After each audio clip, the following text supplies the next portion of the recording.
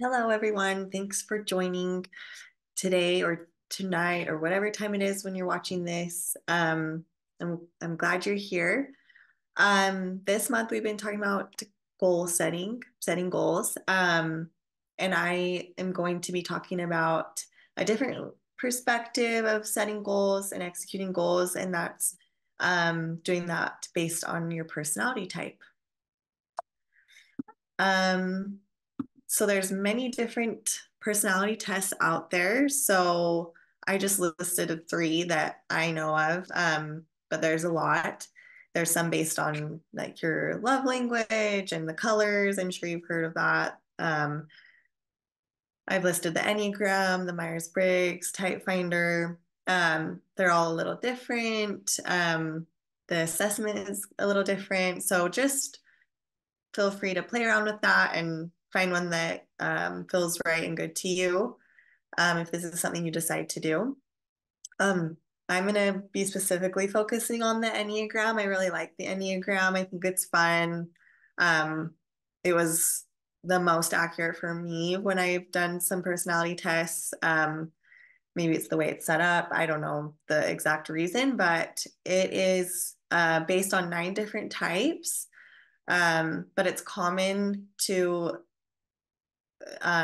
find a little bit of all of them or some of them within yourself. So, just some points to remember when using a personality test for anything, for any reason.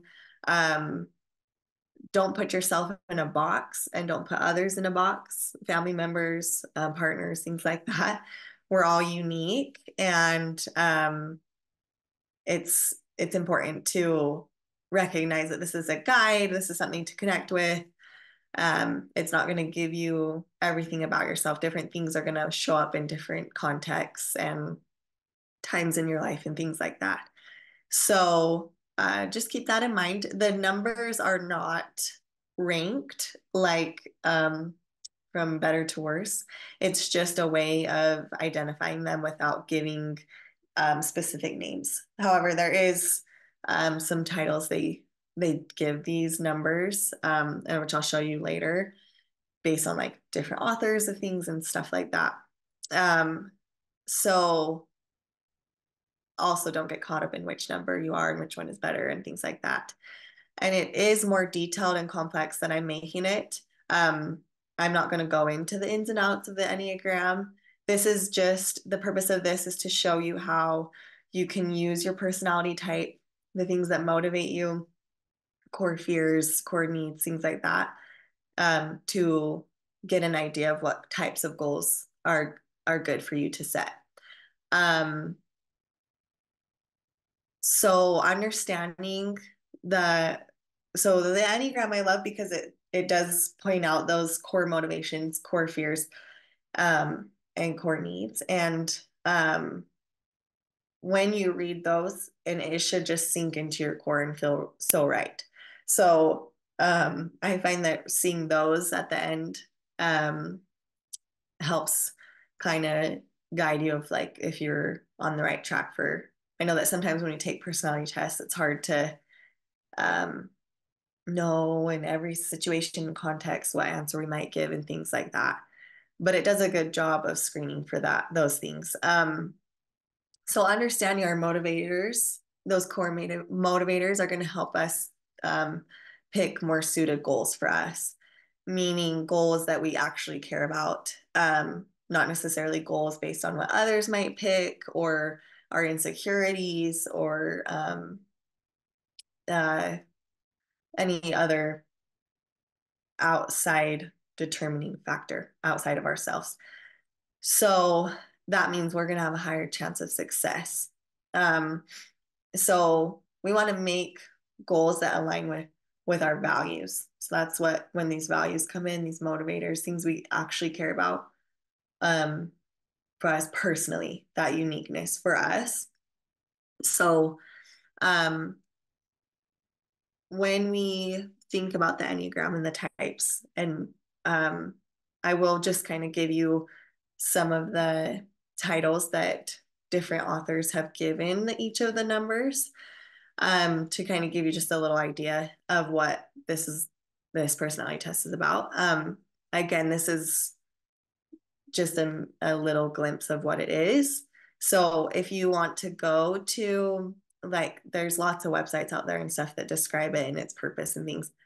The Enneagram Institute is a good one, and it has kind of like the foundations and how it works and how you can apply it in your life and things like that. So go there, or there's other sites out there too that will be helpful.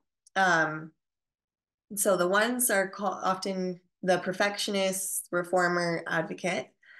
They really feel like there's a right way to do things. And they thrive on that. The helper is the twos, givers, supporters. Threes are those achievers, performers, motivators. Think like business type. The fours, one of my favorites, the individualists and tragic romantics. Fives, the investigator, observer, scholar, those deep thinkers. The skeptics, kind of more anxious type, questioners, devil's advocate. The sevens, enthusiast, epicure, dreamers. The challengers and boss leaders are the eights. Those are the people that really stick up for injustice of others and don't like to be controlled, but they don't necessarily control others. Nines, the peacemaker, mediator, preservationist. So they don't like causing conflict, being involved in conflict. And again, a lot of these might resonate with you, and that's okay. But you will find that one does kind of stick out to you more than the others. So one is going to be more dominant or prominent in your personality than the others. But in the Enneagram, when you take it, it gives you kind of percentages of them. Like for mine, for example, is like a 90% seven and an 80% eight or something like that. I can't remember the details, but another thing that I did not put in here, but the one that assessment that I do like is from the yourenneagramcoach.com. It's a free assessment. There is free ones out there that you don't have to pay for to get the results. And that's one that I do like and feel like gives you a good amount of information. And the assessment I think is nice. So that's one place you can take it. Going back. So going back to these goal settings. So with each type, there is some things that are our strengths, our focus and our foci, and then there's things that are more challenging for us, things that we struggle with more, that might be, I don't want to say weakness, but just maybe holds us back in certain areas. Those, for example, the helper, number two, they are going to maybe tend to want to set goals that have to do with serving everyone around them or helping other people and not focusing on themselves, which is a good thing, but it also can take away from self-care and individual growth. And it's really kind of focused on the outside. Threes, for example, might get really ambitious and excited at first with all their goals, but then they become quickly burned out and overwhelmed by maybe not being able to execute all of them or having too many at once, things like that. So that's what I'm getting at in this presentation is understanding yourself, getting a better, clearer picture, perspective of yourself in this way. It's going to help you kind of navigate, okay, how do I set my goals? What areas should I focus on? Where I'm going to have more success? And then how am I, so not only determining or not even executing the goal, but deciding what goals to set, and how to set them. So I put some words together that kind of just came to mind, and I want you to think about when you look at them, like what resonates with you when you think about goals. This like duty, duty bound, burnout, procrastination, asking for help, that collaboration. Some types really do not like to ask for help, but maybe would thrive more by doing so. How can you make, if play and fun is important to you, how can you implement that in your goal setting? The one really something very important, it's this why behind the goal. So if we're wanting to um, exercise every day, what's the why behind that? Is that because I want more energy I want to have throughout the rest of the day so I can have better interactions? Is that because I want to change my appearance? Is that because I want to have a different perspective on myself? What's the motivator behind that? What's the why? Because if we can have a good handle on the why, we're going to have more success. Let's see. So I put together an example of how this might play out with a type 7. And there, I'll give you a resource for other types as well. And there is a lot online too. So obviously everyone's not gonna be type 7, but you can just kind of see how this might apply. So some challenges with the 7. Sevens love to put their hands on everything. They want to try lots and lots of different things. They don't want to miss out on something. They get really dreamy and excited about the possibilities, and which is awesome. They can get a lot done, but they can also overcommit.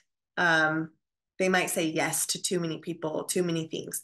This thought of saying no is really hard.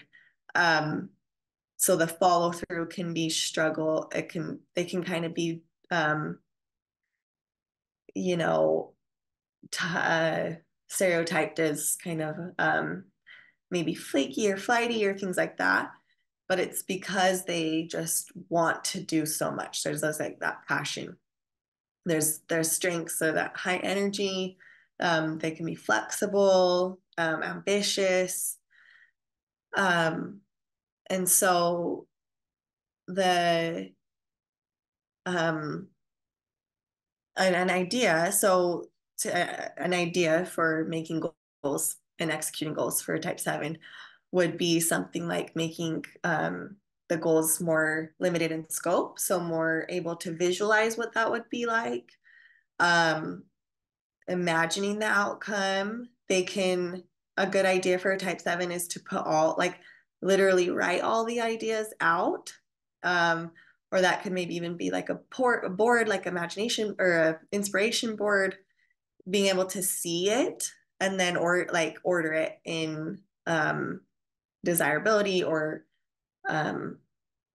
prioritizing those goals and those desired outcomes, so that when the thing with 7s is that they want to try the new. Once the excitement of the new kind of wears down, it's really hard for 7s to follow through. When the kind of lull comes and that commitment comes in, that's where they struggle. So being able to pull that list back out and get re-inspired and recommitted to the goal is going to be key. So I just did like a little tip or a hypothetical goal for a type 7 might be, I want to write a book this year.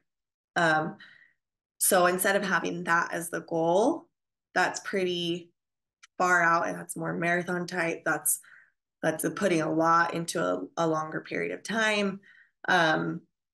It's hard for a 7 to kind of continually have that grind and that commitment. So a better maybe reevaluated goal would be, all right, I'm going to write a chapter within the next 3 months. So, and also on the flip side of that is getting too specific with a 7 might feel a little bit limited and kind of tied down for a 7. So you can see how there's different considerations, and this will apply to all the types. So like type 3s, I talked about how, they might, a better idea, or type 8, excuse me, would be they're getting really motivated and passionate about the changes and the good, the goals. An idea for an 8 would maybe being having several goals at a time, but smaller, not as big. So being able to kind of accomplish those a little bit at a time as moving forward is another example. So if you want to, and I'm going to encourage you to look further into this idea, you can go look at this video that I think is really well done. Her name is Abby Howe, and she does a video called, oh, I just forgot the name of it, but it's making your goals work with your Enneagram, something like that. But her name's Abby Howe, and this is the link, but you probably can't click on that. So when she goes through all the types, and she does a quick example of each, and ideas of each type that I thought was really helpful and awesome to look at. And there's a lot of websites. If you just search for goals in Enneagram, you'll come up with several that will help you right away. But the first step would be taking the assessment and getting a feel for that, if that's something. But main point is to really set goals that fit you. That's going to do the most good. If we're trying to set goals based on others' perspectives, what we admire about other people, it's going to be more limiting, and you might not have that motivation that you need. So awesome, guys. Good luck with that, and good luck with your new year and your goals and being committed or not. Lots of goals or one or two, anything is great. I think work with what you have in your strengths. Okay, we'll see you next time. Thank you.